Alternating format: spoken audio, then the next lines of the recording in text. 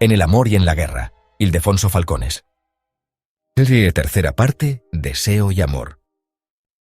Capítulo 15.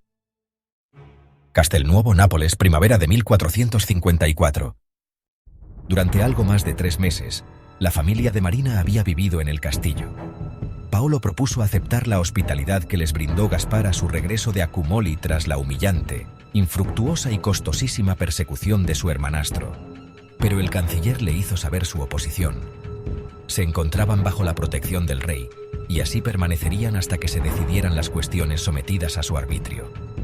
¿Estamos presos?, inquirió Marina. No parece que viváis en una prisión, contestó el funcionario, señalando la magnificencia del lugar. Pero no se os ocurra salir. El duque de Lagonegro os acusa de delitos muy graves y no quiere que volváis a escapar. Aquellos delitos fueron los que leyó el vicecanciller ante el tribunal, los interesados y sus familiares: Arnau, Sofía, Marina, Paolo y Orsolina. También se hallaban presentes los hermanastros de Marina, Filippo y Lorenzo, y hasta Martí, además de algunos cortesanos, nobles como Arnau y otros curiosos.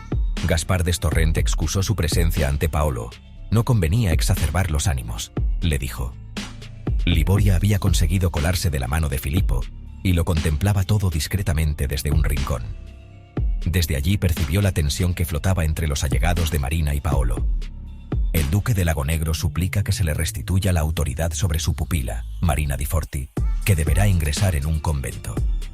Arnau, con la vista fija en Alfonso, pudo percibir, sin embargo, la inquietud con la que Sofía, a su lado, y Marina, más allá, acogían esa primera pretensión que resonó en la sala como un insulto para madre e hija. Esa había sido su alegación en los últimos meses, que aquel era el destino para una mujer forzada, ante una Sofía que lo acosaba para que olvidara a Marina y le permitiera vivir en paz. «¡Con un panadero!», gritaba entonces Arnau. «Mujer, os he atendido y cuidado, me he entregado a vosotros por el juramento que hice a quien fue tu esposo. ¿Crees que voy a faltar a mi palabra? ¿Crees que Giovanni aceptaría que su hija se entregara a un hombre de tal ralea?». Aquel era el dilema que acuciaba a Arnau en cuanto su mente dejaba de preocuparse por las obligaciones que le correspondían como montero mayor miembro del séquio capuano o general y familiar del rey. La cercanía de Marina durante su viaje de regreso desde Accumoli, por más que ambos se hubieran mantenido en un silencio pertinaz, su simple presencia, verla moverse por el campamento que levantaban en las noches o en los pueblos en los que buscaban albergue, u oír el llanto incontrolable del niño, llegaron a despertar un destello de aquel amor aturdido por los escándalos. La violación, la torpeza con la criada, la acusación de sodomía, el desafío a Gaspar. Hacía años de esos sucesos, incluso la llegó a dar por muerta. Durante la segunda campaña contra los florentinos, esa en la que Ferrante no le permitió acudir a Accumoli, la posibilidad de haber actuado duramente con Marina, tal como apuntó el rey, había perturbado su sueño muchas noches. En ocasiones aplacó su angustia prometiéndose comprensión y cariño para con ella cuando la encontrase, pero después aparecía su compañero de armas, Giovanni di Forti, y le recordaba el juramento. No podía consentirlo, incluso a costa de esos sentimientos de ternura tan incipientes como impropios en un soldado. «Está hecho, ya no tiene solución», insistía Sofía excusando el matrimonio. «Ha parido un hijo de ese panadero. Si los hechos consumados nos impidieran restaurar el orden y perseguir la justicia, nunca habríamos conquistado este reino para mayor gloria de Alfonso, de Aragón y de Dios. Pertenecía a los franceses. María Magdalena», continuó con otro ejemplo, «fue una pecadora que acabó presenciando la crucifixión y resurrección de Cristo. ¿Y qué sucederá con esa criatura?», lo interrumpió Sofía. El vicecanciller respondía a esa precisa cuestión, ahora en la sala de audiencias. Suplica también que se le conceda la tutela del hijo de Marina di Forti, llamado Rocco, y la rehabilitación en ese descendiente del noble Giovanni di Forti, en el título de barón de Castelpetroso, con todos los honores, tierras y beneficios que conlleva, no. Gritó Marina, tambaleándose. La tensión que flotaba en la sala pareció estallar con aquel grito desgarrador. «¡Silencio!», ordenó el canciller. «O te expulsaré, y el juicio continuará sin tu intervención». El máximo responsable de la justicia en el reino hizo un gesto a su subordinado para que continuara. «Solicita de los jueces de la curia aquí presentes», prosiguió este, La anulación del matrimonio de su pupila con Paolo Cribino Esponsales, a los que el duque de Lagonegro, en su condición de tutor de la mencionada, nunca prestó su consentimiento y, por último, reclama la pena de muerte para el tal Paolo Cribino como raptor y estuprador de una joven sometida a tutela. ¿Qué tienes que decir en tu defensa?, interrogó el canciller a Marina tras unos instantes de silencio. No soy noble, aseveró con rotundidad la mujer en el inicio de un discurso elaborado que acució el interés de Alfonso, quien frunció el ceño y se inclinó un ápice para escuchar mejor. Marina empezó a articular su defensa desde el mismo momento en el que montó en una mula en Accumoli y se sumó a la compañía de guerra de su padre. 1000 veces había sopesado cada palabra. Paolo no era ducho en discursos, pero ya en Nápoles encontró un gran aliado en Filipo, ese hermano que se había decantado por la cultura, las artes y el saber, tolerante por ello, propenso a entender y excusar las reacciones humanas como las de Marina basadas en los sentimientos y los miedos. Por el contrario, Lorenzo, al que de niño Marina adoraba y lanzaba por los aires entre carcajadas, la rehuía ahora avergonzado por su trayectoria. Tras aquella primera contundente afirmación, Marina continuó: Vuestra Majestad, en una decisión sin duda acertada por provenir de tan magna persona, me despojó de mi condición. Soy pues una mujer humilde, del pueblo, mi señor. No me juzguéis como la baronesa que fui. Dejé de ser pupila del duque de Lagonegro en el preciso momento en el que vuestra majestad me privó de mi condición. Ahí se extinguió el juramento que se le hizo a mi padre en el campo de batalla. Arnau, añadió volviendo la cabeza para dirigirse a él, la mirada fría pero la voz temblorosa. Incumplisteis vuestra palabra de honor el día en que me convertí en una mujer vulgar, y aquel que quebranta un juramento pierde la autoridad. Hizo una pausa para respirar mientras algunos de los consejeros asentían levemente. Arnau hizo ademán de intervenir, pero el canciller lo detuvo con un gesto. Tendréis oportunidad de hablar, duque, le recordó. Continúa, exhortó a la otra. Por desgracia, son muchas las mujeres humildes que pierden su virtud a manos de desalmados, con violencia o mediante engaños y falsas promesas.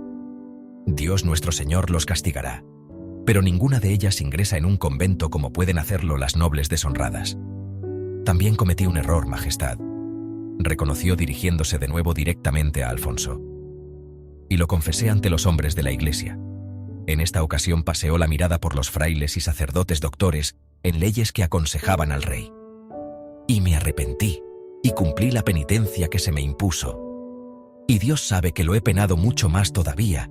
Perdí a mi familia. Hizo una pausa para que su dolor calase.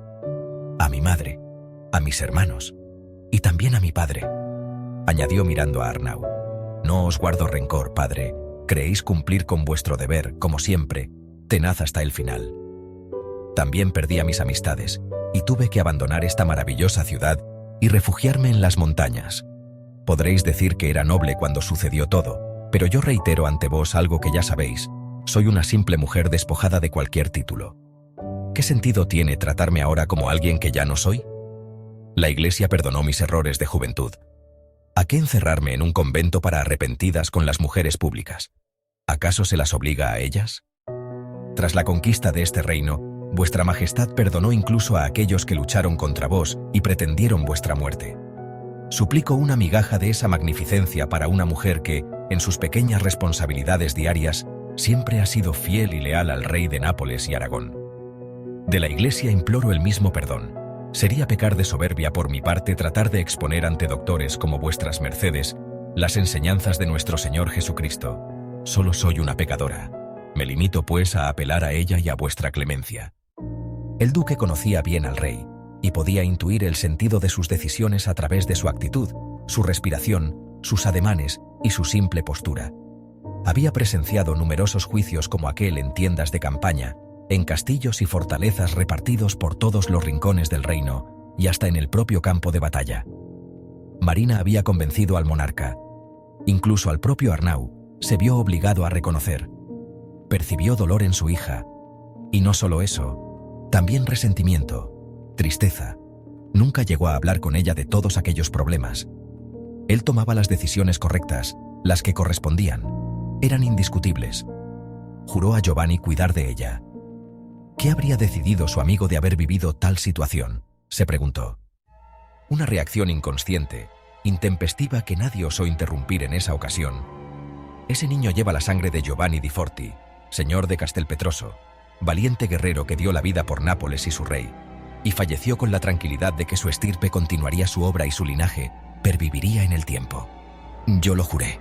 Vos lo sabéis, Majestad. Ahora era él quien se sentía fuerte. Se dirigió directamente a Marina tal como había hecho ella.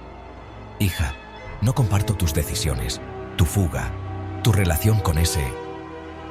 Manoteó al aire sin saber cómo nombrarlo. Panadero, optó al cabo. Y mucho menos tu matrimonio. Eras una noble que debía asumir la merced que Dios y el rey te habían concedido. Los sacrificios son inherentes a nuestra condición. Me consta que hasta el rey, grande donde los haya, los afronta y se somete a los deberes que Dios y la historia le han impuesto. Alfonso asintió reconociendo la verdad de tales palabras. Tras tu discurso, entiendo que has renunciado a pertenecer al estamento nobiliario. Respetaré tu decisión y estoy convencido de que todos los aquí presentes lo harán. Pero eso no te faculta para renunciar a los derechos que corresponden al nieto de Giovanni di Forti. Tu locura no puede arrastrar contigo a la descendencia masculina directa de tu padre. Se lo juré, y no lo consentiré. No puedes quitármelo, gritó Marina, su serenidad enterrada. No es natural, es mi hijo, no es conforme a las leyes de Dios. Paolo trató de intervenir cuando Arnau retomó el discurso, y lo hizo con una calma que pocos esperaban del soldado. Marina, reitero que los nobles tenemos obligaciones muy diferentes a las de ese pueblo llano al que dices pertenecer. Los religiosos, Arnau los señaló con la mano extendida, tienen como misión acercar el pueblo a Dios, intermediar con la divinidad. La nuestra, la de los nobles, es defender a esa gente. De ahí la diferencia de ambos estamentos con el de los menesterosos. Nosotros somos notables, superiores, y esa preeminencia nos impone unos deberes que asumimos incluso contra la naturaleza. Yo mismo fui apartado de mi madre y de mi abuelo para ser educado por la reina María, y mi madre nunca se quejó por ello. Entendió que mi lugar era con los míos, con los nobles de los que descendía mi padre. Nunca pretendió que, por su extracción popular, pudiera exigir tutelarme en virtud de las leyes de la naturaleza. No te equivoques, Marina. Eso sí que fue un verdadero acto de amor. Lo contrario, no habría sido más que egoísmo. ¿Y para qué quieres a ese niño?, masculló Sofía a su lado. Para educarlo conforme al linaje al que pertenece, contestó Arnau en voz alta dirigiéndose a todos. Mi pupila ha renunciado a su condición de principal, que bien podría haber mantenido incluso en el convento. Majestad, el linaje de Giovanni di Forti, a quien visteis morir defendiendo este reino, debe pervivir en el tiempo. Esa es la razón de nuestra existencia, y eso solo puede conseguirse a través de ese niño. Un panadero y una mujer como su madre, después de lo que hemos oído aquí, agregó mascando las palabras, no están capacitados para educarlo en los principios y valores que sustentan nuestra supremacía. Un panadero no le va a enseñar de caballos, de armas ni de guerra. No lo instruirá en la caza ni le proporcionará la cultura y la sabiduría en las artes que vuestra majestad pretende de sus nobles. No se moverá en la corte ni se relacionará con los suyos. Mi juramento es sagrado y si en algo fallé con la hija debo rectificarlo con el nieto. Por eso quiero a ese niño, añadió en dirección a Sofía tras unos instantes de silencio. Entonces fue Marina quien presintió el destino de Rocco en la expresión de Alfonso. Arnau había convencido al rey. Os lo suplico, majestad, pidió hincándose de rodillas. No me quitéis a mi hijo. Mujer, sentenció el propio Alfonso. Ese niño es nieto de Giovanni di Forti, quien entregó la vida luchando por mí y junto a mí. Este reino, vosotros, concretó dirigiéndose directamente a Paolo y a Marina. Necesitáis caballeros de la valentía y lealtad del padre, cuya estirpe y nobleza has repudiado. Pero fue vuestra majestad quien... lo interrumpió Marina postrada ante él. ¡Silencio!, ordenó el canciller. Guy Nesse, quien revocó tu título, terminó Alfonso la queja de Marina. Sí, y lo merecías.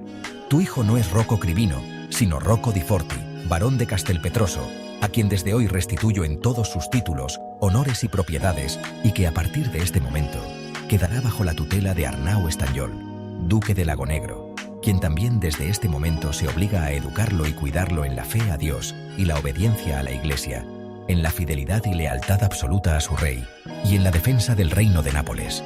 Preparad la pragmática, ordenó al canciller. En cuanto al resto de las peticiones que se han sometido a mi consideración, y tras la renuncia de esta mujer a su condición de noble, no cabe hablar de tutela, secuestro o matrimonio nulo. El rey buscó la conformidad en los doctores en leyes de la Iglesia ubicados a su costado, que asintieron. Si la mujer, libre y soltera, no sufrió violencia sobre su cuerpo o su mente para huir con ese hombre, no cabe pena alguna. No hubo rapto, y si el matrimonio es válido y eficaz, tampoco estupro. Tanto el panadero como ella, pues, quedarán en libertad. Parecía que Alfonso había puesto fin a la audiencia cuando repentinamente retomó la palabra. «Y si esta mujer no es noble, dispongo también», añadió dirigiéndose a Arnau con severidad, «el cese de todas las rencillas, los desafíos y las querellas entre Arnau Estañol y su hermanastro Gaspar d'Estorrent. Mis varones no deben perder tiempo y energías en venganzas personales cuando el reino y su rey requieren de su entrega absoluta. Así lo ordeno». Arnau se sometió con una inclinación de la cabeza. Marina, hundida, no tuvo fuerzas ni para asentir. En ese momento, el rencor hacia quien había considerado su padre, mitigado en los últimos tiempos, renació en ella de nuevo. Y con más fuerza que nunca.